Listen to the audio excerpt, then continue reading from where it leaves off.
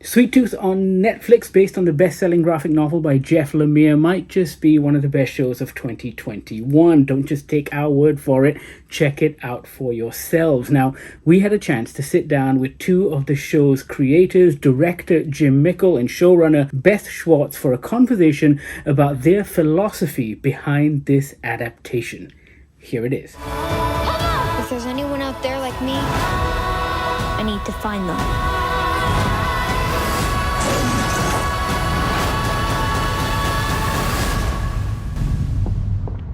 That little dude's got hope coming out of every pore. Guys, it's an absolute pleasure to speak to you. I'm going to be honest with you.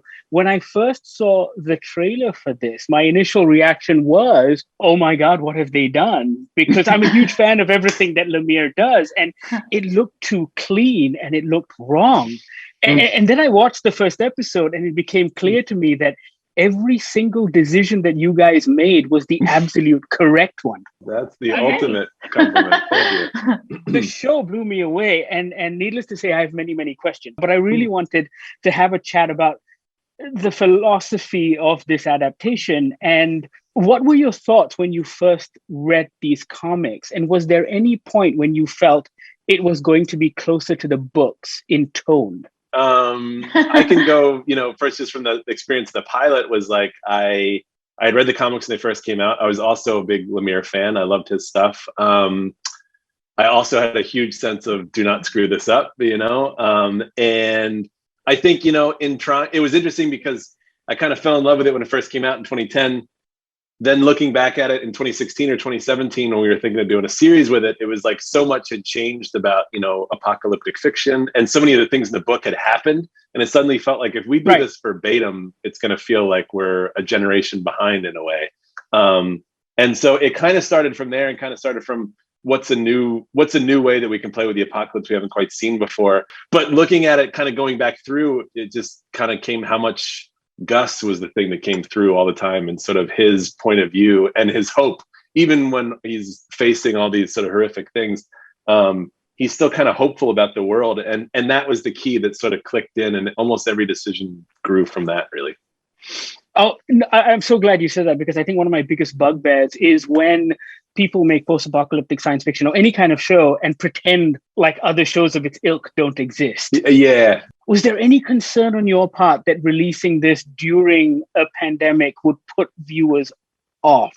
To be fair, we didn't know there was going to be a pandemic, especially when Jim, started working on the pilot. And then when I joined for the first season, we had broken the whole season before we knew there was going to be an actual real pandemic that we were living through. So we didn't really obviously think about that. And then when the pandemic hit, we had already pitched our first season and all the stories were approved. And so we just kept our eye on the prize, and we kept telling the stories that we wanted to tell. And because it's so different and hopeful, and we are telling a story through the point of view of Gus, and it was kind of a bright light for us, and during a chaotic and uncertain time that was happening to all of us personally in real life.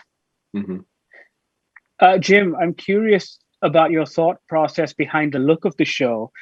Beauty isn't necessarily a word I would usually use to describe a post-apocalyptic landscape, but it was a dichotomy that I really enjoyed in this, because it kind of contrasted with what they were going through. Can you talk to me about that? Because of course, Lemire's scratchy art kind of depicts a really grim world.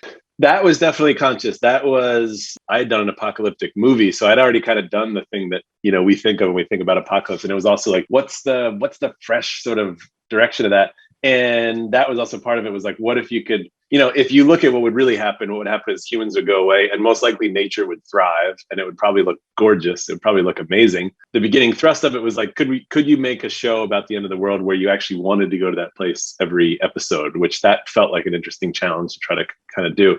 And then it was twofold. One, shooting in New Zealand kind of gives you that already, because everywhere you point, which means you don't have to do anything. Exactly. And it kind of tells a lot of your story for you, because that feels like America, but just more lush and more vibrant and all that. But then also incredibly talented cinematographers, production designers, and costume designers. And very early on, they made some of those. Russell Barnes, our pilot designer, and Amanda Neal, our costume designer, they latched onto that idea, like the pastels early on. And I remember at the time just kind of overhearing them talking about, that's just a color that you don't really see. But if we're going this idea of like, we're seeing this through Gus's lens, it is a little bit of like the way that it's a little bit more childlike. And so taking some of the big sort of typically horrific stuff like hospitals and even all the hazmat suits, like we kind of looked at those like more like minions and it all kind of became like, again, just kind of what's the version that's through Gus's eyes. And I got to say that pastel color palette worked in the pilot, and then it just carried all the way through and really gave it a look that you just haven't quite seen with that kind of storytelling. No, you're right. I was particularly curious about one element from the comic book that you guys did away with, and it had to do with Gus's dad being this religious crackpot. And I was curious as to why you decided. Questions. Oh, did today okay, though we got them today, but not in the past. It's interesting. I know, yeah. It's interesting.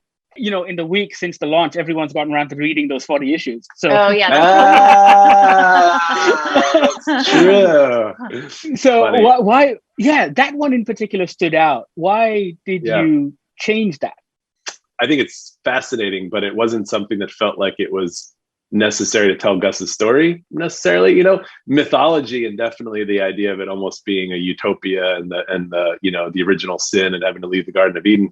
I feel like that's already sort of baked into a lot of the story. I think his dad became a much different character because originally I did start to write it the way that it was in the books, but it felt like he was basically being handed off from an authoritative figure to another authoritative figure with Jeopard. And it felt like it wasn't really much of a progression. It was actually Linda Moran, my partner, who was kind of like, it feels like they're the same character in a way, his dad and Jeopard. And if anything, it should be completely different. So that kind of went back to, I had a wonderful childhood. I have an amazing father who's incredibly nurturing. I grew up on a farm. It felt like that's actually Gus's story, is like having the perfect childhood.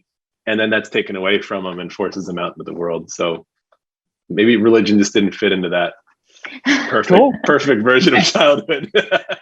and Will Forte's a joy. Beth, what did you learn in 27 seasons of Arrow that you brought over? Or are these two completely different beasts? I learned a lot in the 27 seasons of Arrow, but I think just, adding to the earlier question of the tone, that's also what drew me to the project, because Arrow has such a different tone as well. It was much darker and much more grim.